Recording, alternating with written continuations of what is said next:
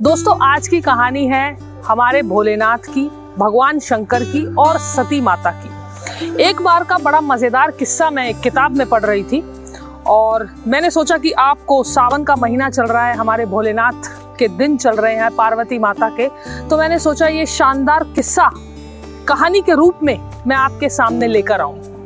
एक बार क्या हुआ, सती माता अपने पिता के घर बिना बताए चली गई।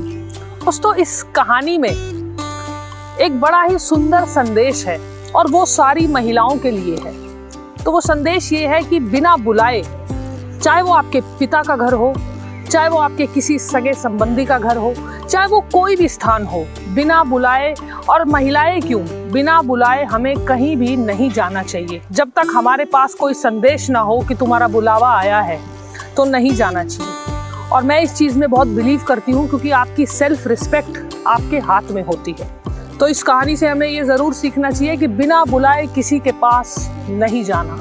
ये कहावत तो आपने सुनी होगी कि जो बुलाता नहीं है वहाँ जाना नहीं है, जो पचता नहीं है वो खाना नहीं है, जो सुनता नहीं है उसे समझाना नहीं है, और जो सच पे भी रूठ जाए उसे मनाना नहीं है। तो कुछ ऐसा ही किस्सा है। सती माता एक बार बिना बुलाए अपने पिता के घर चली गई और भगवान भोलेनाथ ने उनको बहुत मना किया कि ये सही समय नहीं है, तुम बाद में चली जाना, लेकिन अभी तुम्हारे पिता ने हमें कोई निमंत्रण नहीं भेजा, तो तुम कृपा करके ना जाइए। लेकिन सती माता इतने गुस्से में थी, उनको ये महसूस हुआ कि मेरे पिता ने मेरे पतिदेव को, मेरे प्राणनाथ को नहीं बुलाया और यज्ञ अपने आप ही करा लिया। तो सती माता जब अपने पिता के घर पहुंची तो उन्होंने देखा वहां पर एक यज्ञ हो रहा था। अब यज्ञ शुरू ही होने वाला था और ये सब देखकर सती माता बहुत गुस्से में आ गई और वहां पर सबसे पूछने लगी कि मेरे पति को क्यों नहीं आमंत्रित किया मेरे पिता ने।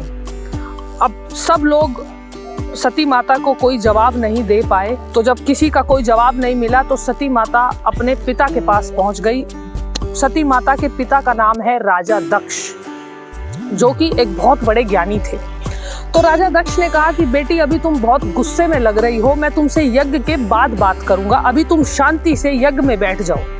तो सती माता बहुत ज्यादा गुस्सा हो गई और कहने लगी कि नहीं, मैं यज्ञ में नहीं बैठूंगी, आप अपने किसी भी सेनापति को कहिए कि भगवान भोलेनाथ को बुलाकर लाएं और हम दोनों यज्ञ में साथ बैठेंगे।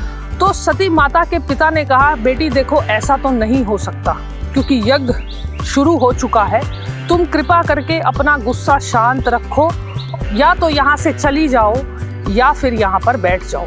तो सती माता को अपने पिता की ये बातें बिल्कुल समझ में नहीं आई और वो बहुत गुस्सा करने लगी। अब मैं आपको ये बताती हूँ कि क्यों राजा दक्ष ने भगवान भोलेनाथ को और पार्वती माता को अपने होने वाले घर में, यज्ञ में निमंत्रण क्यों नहीं दिया। क्योंकि राजा दक्ष पहले से ही भगवान शिव से थोड़ी सी घृणा करते थे। घृणा इसलिए करते थे क्योंकि भगवान शंकर की जो जीवन शैली है, बिना वस्त्रों के रहना, माला पहनना, जाप करना और भस्म लगा के रहना, तो राजा दक्ष को उनकी जीवन शैली पसंद नहीं थी। लेकिन राजा दक्ष ने ब्रह्मा जी के कहने पर अपनी पुत्री सती का विवाह भगवान भोलेनाथ से करवाया था। राजा दक्ष बहुत बड़े ज्ञानी थे और उनकी धर्मपत्नी का नाम प्रसूति था। तो उनको 16 पुत्रियां थी। 16 पुत्री में से सबसे छोटी थी हमारी सती माता। तो राजा दक्ष की और उनकी धर्मपत्नी प्रसूति की 16 पुत्रियां थी। 16 पुत्रियों में से सबसे छोटी थी सती माता। क्योंकि सती माता आदि शक्ति का रूप थी और हमारे भगवान शंकर देवताओं में सर्वश्रेष्ठ, सर्वोत्तम थे, इसीलिए ब्रह्मा जी ने राजा दक्ष को आदेश दिया था कि तुम अपनी पुत्री का विवाह भोलेनाथ से कर दो।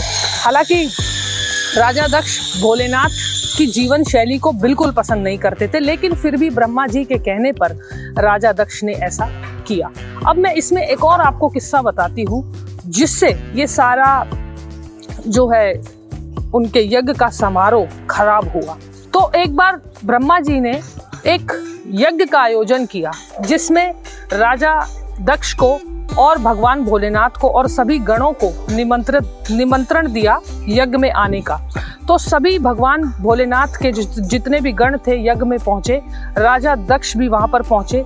राजा दक्ष के मुख पर इतना तेज था कि सभी उनको दरबार में देखकर उठ खड़े हुए और उनको प्रणाम करने लगे। लेकिन हमारे भोलेनाथ ने ऐसा नहीं किया।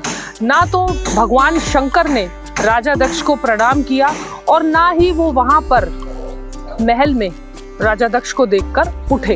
अब राजा दक्ष को ये थोड़ा सा अपमान लगा। उनको लगा कि मैंने अपनी पुत्री का विवाह किया है, मैंने अपनी पुत्री का दान किया है, लेकिन इसका ये मतलब नहीं है कि भगवान शिव मुझे अपमान करें सबके सामने। तो राजा दक्ष ने उसी समय हमारे भगवान शंकर को अपशब्द कहे और कहा कि तुम ज्ञान के बिल्कुल लायक नहीं हो, तुम किसी भी चीज के लायक नहीं हो। और वहां पर राजा दक्ष ने सबके सामने भगवान भोलेनाथ को श्राप दे दिया। अब भगवान भोलेनाथ को जब राजा दक्ष ने श्राप दिया तो वहां पर जितने भी उपस्थित गण थे वो सब देख रहे थे। जितने भी सेनापति थे महल में सब कुछ देख रहे थे, सुन रहे थे। भगवान शिव के सबसे प्रिय गण है नंदी, ये सब जानते हैं। नंदी को जब पता चला कि राजा दक्ष ने भोलेनाथ को श्राप दिया है तो नंदी बहुत क्रोध से भर गए और उनकी आंखें लाल हो गई। तो नंदी ने वहां पर सभी उपस्थित लोगों को श्राप दे दिया, क्योंकि इन सब ने शिव का अपमान किया था। और नंदी शिव के हमेशा से ही बड़े सबसे खास गण रहे हैं। तो नंदी सबको श्राप देकर वहां से जब जा रहे थे तो जाते जाते उन्होंने कहा कि दक्ष राजा को कहा कि तुम अपने अहंकार के कारण मैं तुम्हें एक और श्राप देता हूं कि तुम बकरे का रूप धारण करोगे। जो ब्राह्मण ज्ञान प्राप्त करते हैं अथवा तपस्या करते हैं वो ये निर्णय लेने में भी असमर्थ होंगे किस प्रकार का भोजन लेना चाहिए, किस प्रकार के कपड़े पहनने चाहिए। ये सब चीज़ों का मैं तुम्हें श्राप देता हूँ कि जब तुम्हें निर्णय लेने की बारी आएगी तो तुम ये सब निर्णय कभी नहीं ले सकोगे। और ऐसा कहकर नंदी वहाँ से चले गए। तो दोस्तों, आपको ये कहानी कैसी लगी? हमारी सती माता के अपने पिता के घर बिन बुलाए जाने के पीछे कितना सब कुछ हो गया। हमारे भगवान शिव को श्राप मिल गया, नंदी ने राजा दक्ष को श्राप दे दिया और इतनी सारी चीज़ें हो गई। इसीलिए मैंने कहा आपसे कि हमें ये चीज़ को ज़रूर सीखना चाहिए। बिना बुलाए कहीं जाना नहीं चाहिए। जो पचता नहीं वो खाना नहीं चाहिए। जो सुनता नहीं उसे समझाना नहीं चाहिए। और जो सत्य पे भी रूठ जाए उसे कभी मनाना नहीं चाहिए। तो आपको ये कहानी कैसी लगी ये मुझे कमेंट करके ज़रूर बताना। अच्छी लगी तो लाइक करना और मुझसे जुड़े रहने के लिए हमारे YouTube चैनल नेहा यादव भक्ति भवन को सब्सक्राइब करना। जय भोलेनाथ, जय पार्वती माता।